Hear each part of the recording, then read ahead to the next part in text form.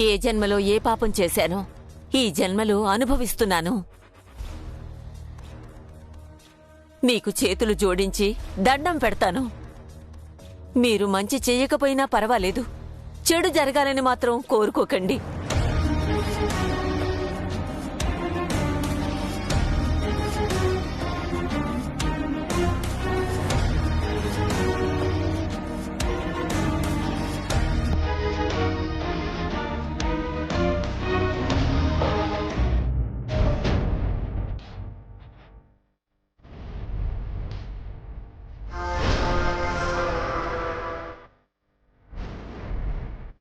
Madam, పోలీసుల కంటే ముందు అభి దివ్యలు వచ్చేశారు. ఏదో ఒకటి చెయ్యాలి నాగభూషణం.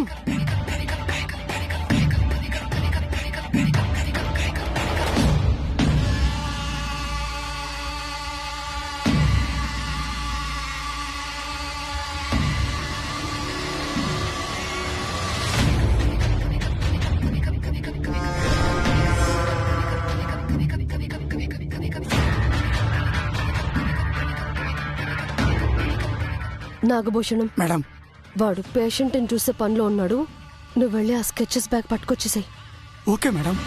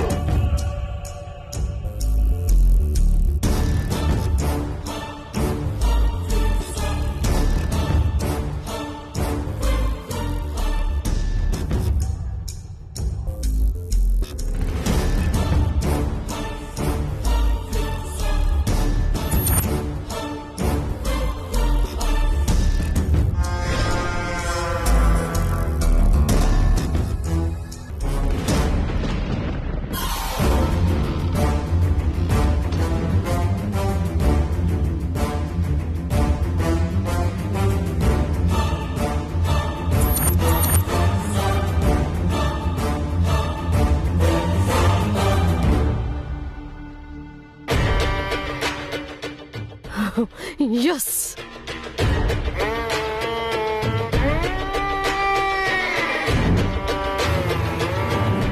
మేడం, మొత్తానికి సాధించాను మేడం. కొట్టుకొచ్చేసాను బ్యాగ్.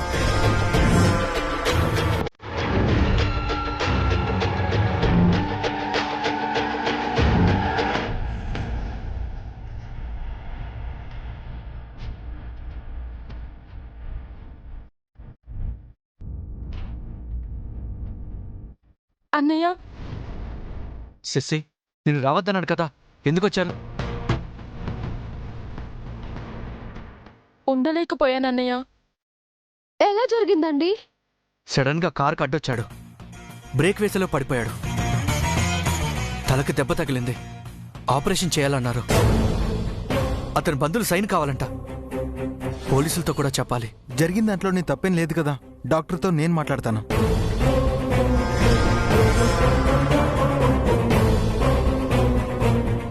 డాక్టర్, అనుకోకుండా యాక్సిడెంట్ అయింది. వెంటనే ట్రీట్మెంట్ స్టార్ట్ చేయండి. సారీ, బంధువులు ఇచ్చి సైన్ చేయాలి. ఇది హాస్పిటల్ రూల్. అరే, ఒక ప్రాణం నిలబెట్టడం కన్నా రూల్స్ ఇంపార్టెంటే డాక్టర్. ప్రాణాలు నిలబెట్టడమే మా పని మేడం. కానీ ఏదైనా జరిగి పేషెంట్ ప్రాణాలు పోతే వారి బంధువులకి ఏమని సమాధానం చెప్తాం? పైగా ఈ విషయం ఇంకా పోలీసులకు తెలియదు.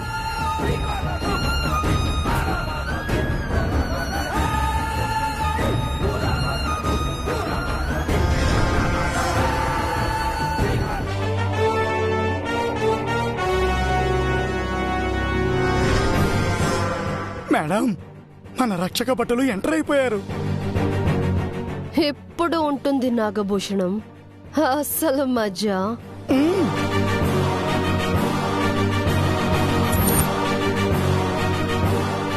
పోలీసులు వస్తున్నారేంటి? మీరు ఇన్ఫార్మ్ చేశారా? లేదు, నేను కాల్ చేయలేదు. డాక్టర్, మీ దగ్గరికి ఏదైనా యాక్సిడెంట్ కేసు వచ్చిందా? వచ్చింది సార్, వీళ్ళే.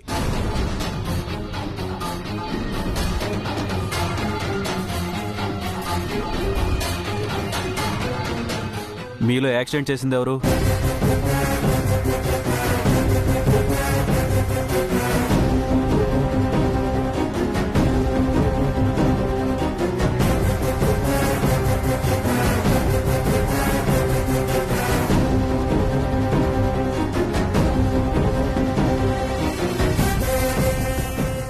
నేనే ఇన్స్పెక్టర్.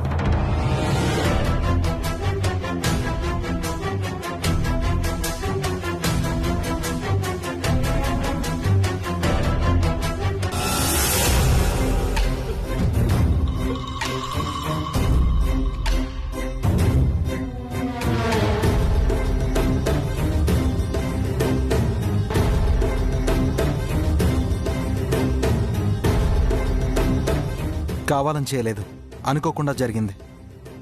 సడన్గా వచ్చి కారు కింద పడ్డాడు. తీసుకొచ్చి అడ్మిట్ చేశాను. మేడం, ఈ ట్విస్ట్ ఏంటి? మన ప్లాన్ అంతా రివర్స్ అయిపోయింది. మనం అనుకున్నట్టు అనుకున్నది ఎప్పుడు జరిగింది కనుక. అయినా ఇది ఒక విధంగా మంచిదేలే. బావా, డోంట్ వరీ బావా, నేను చూసుకుంటాను. ఏంటండి ఇది? నేను చూసుకుంటాను అంటున్నాను కదా, ఇంకేం మాట్లాడకండి. పేషెంట్కి ఎలా ఉంది డాక్టర్? హెడ్ ఇంజరీ అయింది, ఆపరేషన్ చేయాలి. బంధువుల సైన్ కావాలంటున్నారు. మీరు ఒక మాట చెప్పండి ఇన్స్పెక్టర్. ముందు ట్రీట్మెంట్ స్టార్ట్ చేయమని చెప్పండి. పేషెంట్ బంధువులు ఎక్కడున్నా మా వాళ్ళు వెతికి తీసుకొస్తారు. ముందు ఆపరేషన్ చేయండి, మిగతా ఫార్మాలిటీస్ తర్వాత చూసుకుందాం. Okay sir.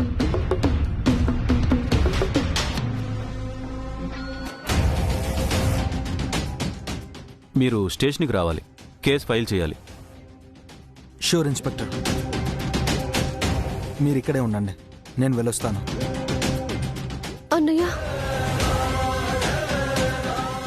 ఏంటమ్మా? ఎందుకు ఇలా? నేను బ్రతికుండగాను బాధపడకూడదమ్మా.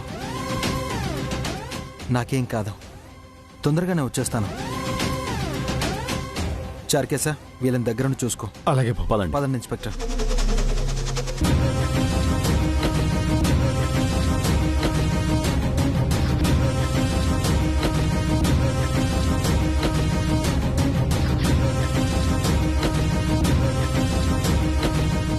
అన్నయ్య కోసం చెల్లెలు, చెల్లెల కోసం అన్నయ్య. ఏమైనా మీ పిల్లలు చాలా గ్రేట్ మేడం. ఏంటి? అబ్బే, అంటే అంటే మీ అక్కయ్య గారి పిల్లలు అంటున్నాను.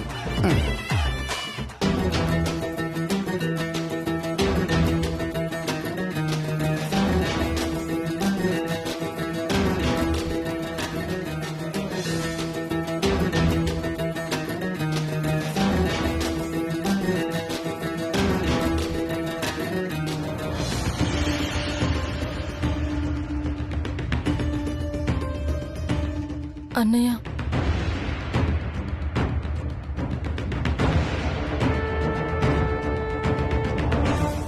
ఏం చేద్దాం దివ్యమ్మా?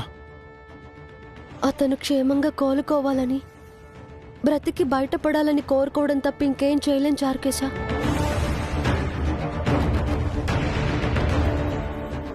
ఒక పక్క ఆర్టిస్ట్ కనిపించకుండా పోయాడు, ఇంకో పక్క ఇలా జరిగింది. ఇదంతా చూస్తుంటే ఇది యాదృచ్ఛికంగా జరుగుతున్నట్లేదు దివ్యమ్మా. ఎవరైనా కుట్ర చేస్తున్నారేమోనని నాకు అనుమానంగా ఉంది. మేడం, వాళ్ళకి మన మీద డౌట్ వచ్చినట్టుంది. ఖచ్చితంగా వస్తుంది. ఎందుకంటే వాళ్ళ పాలిట ఏకైక విలన్ నేనే కదా. మేడం, దివ్య వాళ్ళు ఆ ఆర్టిస్ట్ని చూస్తే పరిస్థితి ఏంటి మేడం?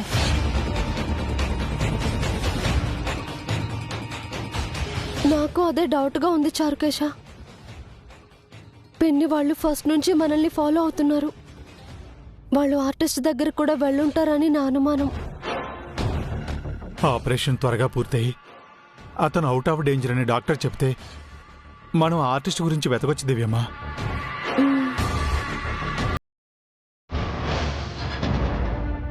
ఇంతకీ అతనికి ట్రీట్మెంట్ మొదలు పెట్టారో లేదో.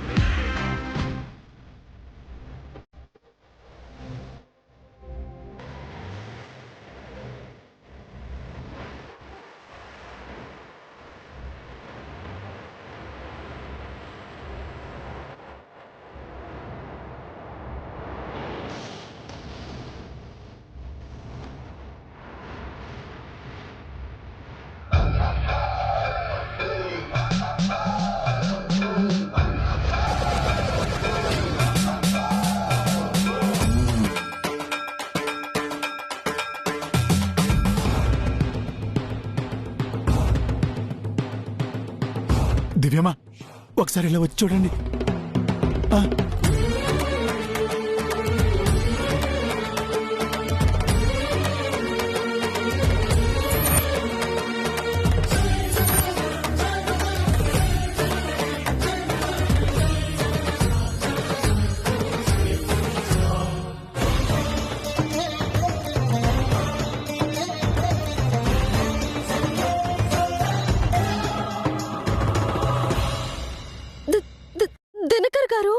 అవును దివ్యమ్మ. మేడం వాళ్ళు మనల్ని చూసినట్టున్నారు. ఇంకా మనం ఇక్కడ ఉండకూడదు నాగభూషణం. వెళ్ళిపోదాం, పద. కనిపించకుండా పోయిన ఆర్టిస్టు దొరికాడని సంతోషపడాలో, అతను ఈ స్థితిలో కనిపించినందుకు బాధపడాలో అర్థం కావట్లేదు దివ్యమ్మ.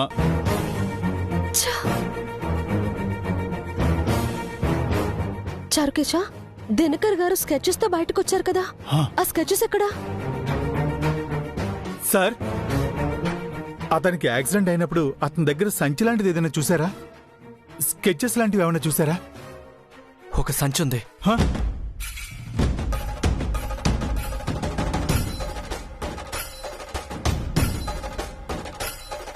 సంచి ఇక్కడే పెట్టాను. ఏమైంది? ఏ సంచి అన్నయ్య?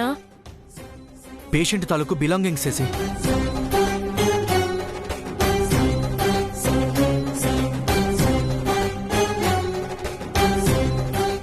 ఎవరో తీసుకెళ్ళిపోయినట్టున్నారు.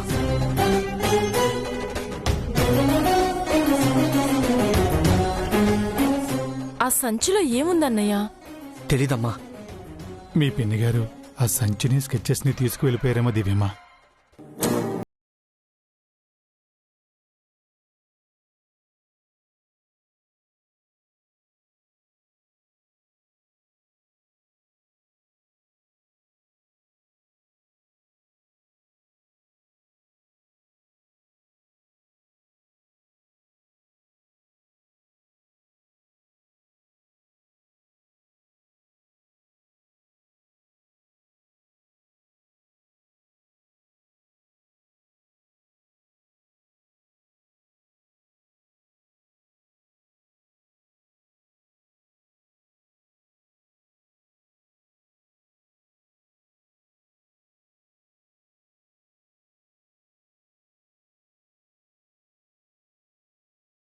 పూర్తయి వాడు స్పృహలోకి వస్తే చాణుక్య శశిలని గుర్తుపట్టి దివ్యతో చెబుతాడు.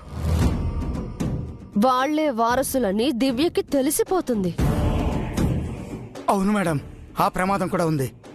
అందుకే వాణ్ణి కూడా లేపేస్తే ఇంకా ఏ సాక్ష్యమూ మిగలదు, యాగము జరగదు, దివ్య చచ్చిపోతుంది.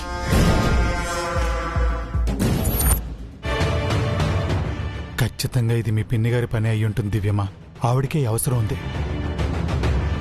చారుకేశ, నేను ఇప్పుడే వస్తాను. నేను వస్తాను దివ్యమ్మ. నువ్వు వెళ్ళి అన్నయ్యకి బెయిల్ సంగతి చూడు. ఆయన ఇక్కడే ఉండి దినకర్ గారిని చూసుకుంటారు.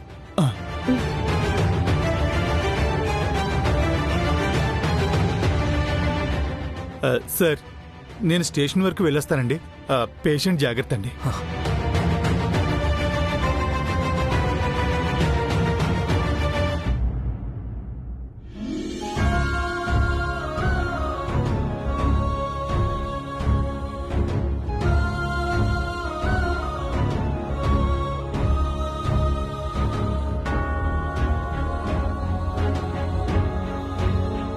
యాక్సిడెంట్ మీరే చేసినట్టు ఎఫ్ఐఆర్ రాశాం. ఒకసారి చదివి సైన్ చేయండి. సైన్ చేయించు. సార్, సైన్ చేయండి.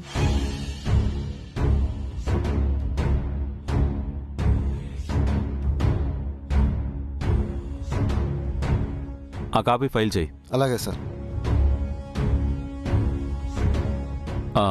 బెయిల్కి అప్లై చేశారా? లేదంటే కోర్టుకు వెళ్లే వరకు మీరు స్టేషన్లోనే ఉండాల్సి వస్తుంది. అలాగే పేషెంట్ బంధువుల గురించి కూడా కనుక్కోవాలి. రూల్స్ ప్రకారం వాళ్ళు సైన్ చేయకపోతే పేషెంట్కు ఆపరేషన్ జరగదు. ఆపరేషన్ ఆపకండి సార్. పేషెంట్ బ్రతకాలి. నాకు శిక్ష పడుతుందని కాదు, నా వల్ల తన ప్రాణాలు కోల్పోకూడదు. మీకు బెయిల్ దొరికింది బాబు. లాయర్ గారు, ఆ బెయిల్ పేపర్స్ ఎస్ఐ గారికి ఇవ్వండి.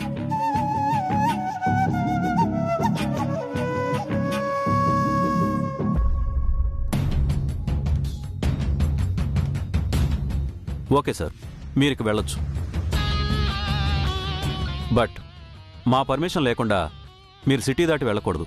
అలాగే కేసు హీరింగ్కి వచ్చినప్పుడు మీరు కోర్టుకు రావాలి. వస్తాను ఇన్స్పెక్టర్. వీలైనంత తొందరగా పేషెంట్ బంధువుల గురించి కనుక్కొని వాళ్ళకి ఇన్ఫార్మ్ చేయండి. పేషెంట్ ఒక అనాథ సార్. అతను ఒక బొమ్మలు గీసే ఆర్టిస్ట్ అండి. చార్కేసా? అవును బాబు, మనం స్కెచెస్ గీయించిన ఆర్టిస్ట్ దినకర్ గారి ఈ పేషెంట్. నాకు ఇందాకే తెలిసింది బాబు. అతని దగ్గర స్కెచెస్ ఏమైనా ఉన్నాయా? లేవు బాబు. మీ పిన్ని గారు ఫాలో అయ్యి తీసుకువెళ్ళుంటారని డౌట్గా ఉంది. ఈ యాక్సిడెంట్కి కూడా ఆవిడే కారణమై ఉంటారు. దివ్య ఎక్కడ?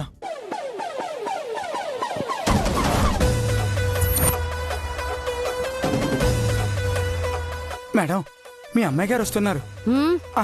అదే మేడం, దివ్యం వస్తున్నారు. దిష్టి బొమ్మేం కాదు.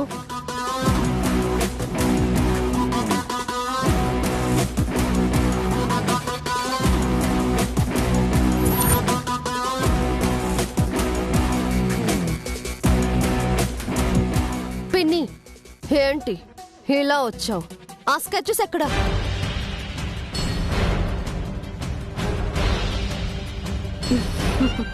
వావ్, ఫాస్ట్ గానే గెస్ట్ చేసావే. ఎంతైనా మా బ్లడ్ కదా, ఆ మాత్రం తెలివి లేకపోతే అది మాకే అవమానం. స్కెచెస్ ఎక్కడా అని అడుగుతున్నాను. లేవు, కాల్చి బూడిద చేశాను.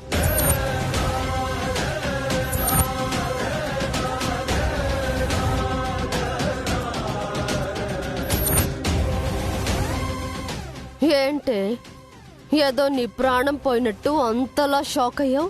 వాటిపై ఒక ప్రాణం ఆధారపడి ఉంది పిన్ని, తెలుసు.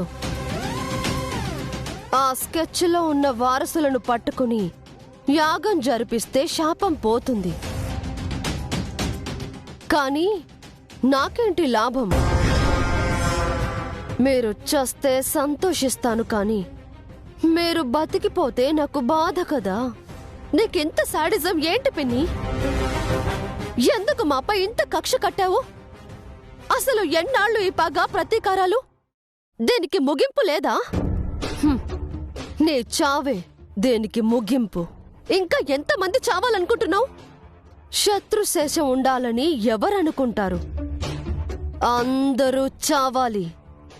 ఆ సమాధులపై నువ్వు సింహాసనం వేసుకుని కూర్చుంటావా? Of course, ప్యాలెస్సే కట్టుకుంటాననుకో. తప్పు చేస్తున్నావు పిన్ని. నీ పద్ధతి మార్చుకో, పగ మానుకో, మనిషిగా మారు. అది చెప్పడానికి నువ్వెవరే? నీ అక్కయ్య పోలికలతో పుట్టిన కూతుర్ని. నువ్వు మారకపోతే నీకు మరణ శాసనం రాసే చావుని.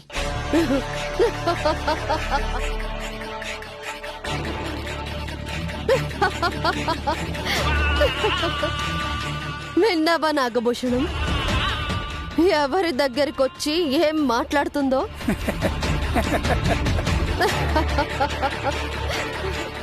ఏంటే, అప్పుడే మర్చిపోయావా?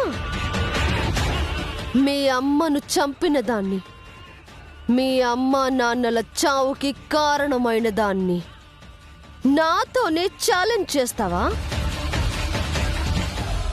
ఎంత నువ్వు నా రక్తమైతే మాత్రం నాకు పోటీ సాటి కాలేవే. 100 గుడ్లను తిన్న రాబందు కూడా ఒక్క తుఫానికి నేల రాలుతుంది పిన్ని. నేను రాబందుని కాదే, తుఫాన్ని. సముద్రం మధ్యలో పుట్టి ఆ సముద్రానికే రాకాసి అలలను రప్పించి సుడులు తిరుగుతూ ఒడ్డున ఒరుసుకుంటూ తీరం మీద విరుచుకుపడ్డ తుఫాన్ని. నన్ను ఆపడం ఆ సముద్రానికే సాధ్యం కాదు. నీ వల్లేమవుతుంది? ఈ తుఫాన్లో కొట్టుకుపోవడం తప్ప నువ్వు మీ అన్నయ్య ఏమీ చెయ్యలేరు. ఆయన 2 కాగితాల కోసం నా దగ్గరకొచ్చావు. నువ్వేం చేయగలవే?